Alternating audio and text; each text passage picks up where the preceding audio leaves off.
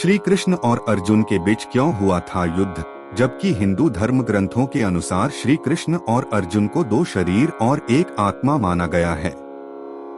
ऐसा माना जाता है कि द्वापर युग में नर और नारायण ही श्री कृष्ण और अर्जुन के रूप में अवतरित हुए थे। पाठकों श्री कृष्ण और अर्जुन से जुड़ी कई कथाएं पढ़ी होगी। कुंती पुत्र अर्जुन भगवान श्री कृष्ण को अपना सखा, आराध्य और मार्गदर्शक मानते थे। श्री कृष्ण को भी अर्जुन सबसे प्रिय थे। लेकिन ऐसा क्या हुआ कि एक बार श्री कृष्ण और अर्जुन बीच भी युद्ध की नौबत आ गई थी। इस संदर्भ में एक कथा मिलती है। एक बार महर्षि गालव जब प्रातः काल की बेला में सूर्य को अर्घ्य प्रदान कर रहे थे, तभी उनकी अंजलि में आकाश मार्ग में जाते हुए चित्रसेन गंधर्व की थूकी हुई पीक गिर गई।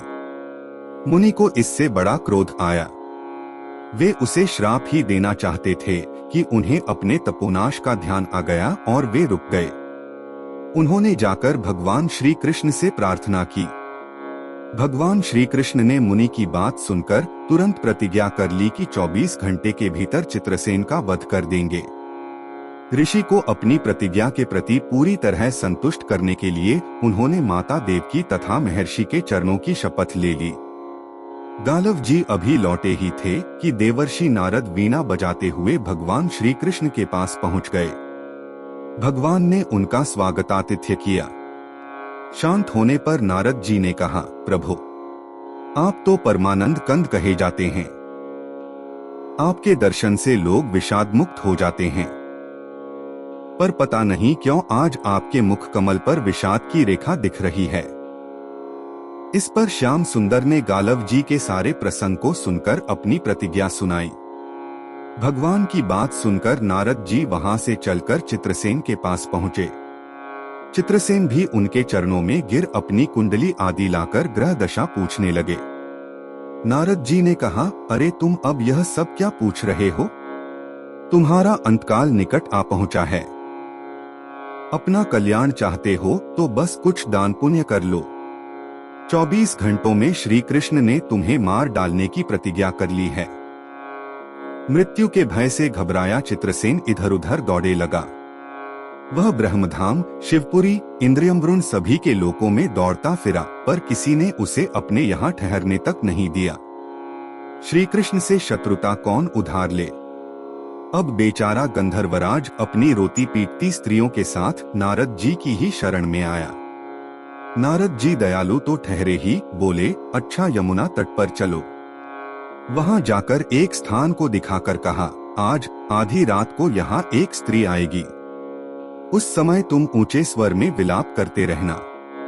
वह स्त्री तुम्हें बचा लेगी, पर ध्यान रखना, जब तक वह तुम्हारे कष्ट दूर कर देने की प्रतिज्ञा न कर ले, तब तक तुम अपने कष्ट का कारण भूलकर भी मत बताना। नारद जी की लीला जारी रही। एक ओर तो चित्रसेन को यह समझाया, दूसरी ओर पहुंच गए अर्जुन के महल में सुभद्रा के पास। उससे बोले, सुभद्रे, आज का पर्व बड़ा ही महत्वपूर्ण है। आज आधी रात को यमुना स्नान करने तथा किसी दीन की रक्षा करने से अक्षय पुण्य की प्राप्ति होगी। आधी रात को सुभद्रा अपनी एक दो सहेलियों के साथ यमुना स्नान को पहुंची।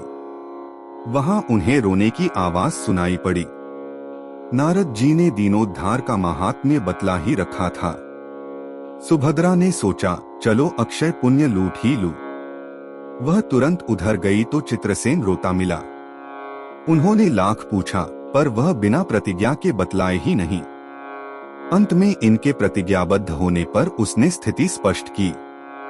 अब तो यह सुनकर सुभद्रा बड़े धर्म संकट और असमंजस में पड़ गई। एक ओर श्री कृष्ण की प्रतिज्ञा, वह भी ब्राह्मण के लिए, दूसरी ओर अपनी प्रतिज्ञा। अंत में शरणागत की रक्षा करने का निश्चय करके वह उसे अपने साथ ले गई। घर जाकर उन्होंने सारी परिस्थिति अर्जुन के सामने रखी।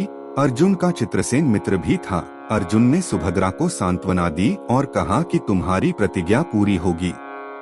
नारद जी ने इधर जब यह सब ठीक कर लिया, तब द्वारका पहुँचे और श्री कृष्ण से कह दिया कि महाराज, अर्जुन ने चित्रसेन को आश्रय दे रखा है, इसलिए आप सोच विचार कर ही युद्ध के लिए चलें। भगवान ने कहा, नारद जी, एक बार आप मेरी ओर से अर्जुन को समझाकर लौटाने की चेष्टा करके तो देखिए। अब देवर्षि पुन दौड़े हुए द्वारका से इंद्रप्रस्थ पहुँचे।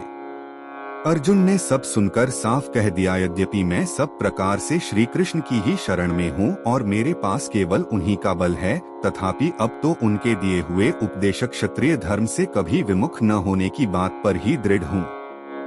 मैं उनके बल पर ही अपनी प्रतिज्ञा की रक्षा करूँगा। प्रतिज्ञा छोड़े में तो वे ही समर्थ हैं।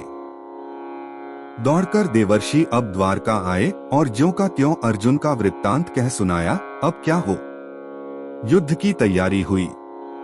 सभी यादव और पांडव रणक्षेत्र में पूरी सेना के साथ उपस्थित हुए। तुमुल युद्ध छिड़ गया। बड़ी घमासान लड़ाई हुई पर कोई जीत नहीं सका। अंत में श्री कृष्ण ने सुदर्शन चक्र छोड़ा। अर्जुन ने पाशुपतास्त्र छोड़ दिया। प्रलय के लक्षण देखकर अर्जुन ने भगवान शंकर को स्मरण किया। उन्होंने दोनों शस्त्रों को मनाया। फिर वे भक्त वत्सल भगवान श्री कृष्ण के पास पहुँचे और कहने लगे, भक्तों की बात के आगे अपनी प्रतिज्ञा को भूल जाना तो आपका सहज स्वभाव है। इसकी तो असंख्य आवृत्तियां हुई होंगी। अब तो इस लीला को यहीं समाप्त कीजिए। बाण समाप्त हो गए। प्रभु युद्ध से विरत हो गए। अर्जुन को गले लगाकर उन्होंने युद्ध श्रम से मुक्त किया, चित्रसेन को अभय किया। सब लोग धन्य धन्य कह उठे। पर गालव को यह बात अच्छी नहीं लगी। उन्होंने कहा, यह तो अच्छा मजाक रहा। स्वच्छ हृदय के ऋषि बोल उठे, लो मैं अपनी शक्ति प्रकट करता हूँ। मैं कृष्ण, अर्जुन, सुभद्रा समेत चित्रसेन को जला डालता हूँ।